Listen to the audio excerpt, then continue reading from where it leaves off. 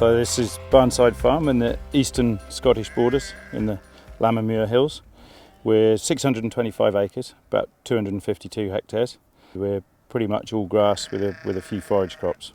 We came to Barnside in 2001. We were fortunate to be able to get the tenancy here.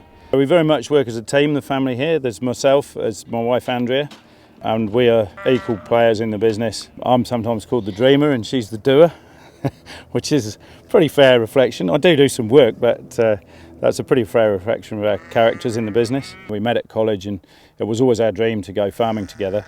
There's also our children. Tom is 16 and Jessica's 13, and they're both having an increasing interest in the business. At Barnside we're running 800 ewes plus a couple of hundred ewe hogs following on.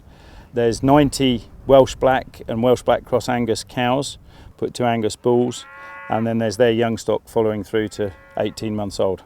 We've got easy care sheep, so wool shedding sheep. The easy care breed has got benefits beyond just the wool shedding aspect, but from the wool shedding point of view it's the no shearing, much lower incidence of fly strike, and all those things relate to less handling, particularly through the summer months. Pretty much everything is bred pure or bred to other wool shedding breeds, apart from hogs, and they get put to New Zealand Texel rams. We lamb from April the 20th through till about May the 10th. Everything lambs outside. So we're scanning in the 170s across all the ewes and gimmers combined, and we're rearing about 145 to 150% as a rule. So we're looking for high growth on lambs when they're on their mum, and they'll stay on mum till the end of July, early August. Then they're weaned and they go on to red clover aftermaths. We're still looking for sort of 250 grams a day on that, and we market lambs through August, September and October. By the end of October we finish marketing by selling whatever's left as stores. There's no lambs left on the place into November.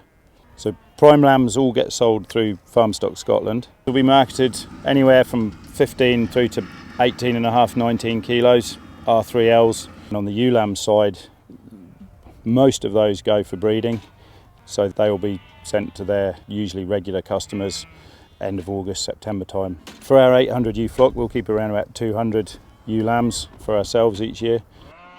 Being part of a quality assurance scheme is hugely important to us, both commercially, but perhaps more importantly, it just gives everybody a bit of confidence in our product and the way we produce things. We started rotational grazing properly in 2014. It actually took a few difficult years in farming to really concentrate the mind and make us realise that we needed to increase output, and I knew that rotational grazing was something that could do that for us. Rotational grazing has been a huge game changer. It's hard to imagine where we'd be without it now, to be honest. Because we have the rotational system, the grass has a chance to recover between grazings, so we grow more grass, we utilise more of that grass. Over the last 5 years we're now running 30% more stock, and we produce 45% more kilograms of meat per hectare. We feel we've achieved quite a lot in the last 4 or 5 years, but we also feel there's a huge amount still to learn, and that we can still continue to improve what we do and how we get to our goals. I think one of the most enjoyable aspects of this last few years has been this learning, this every day being a school day.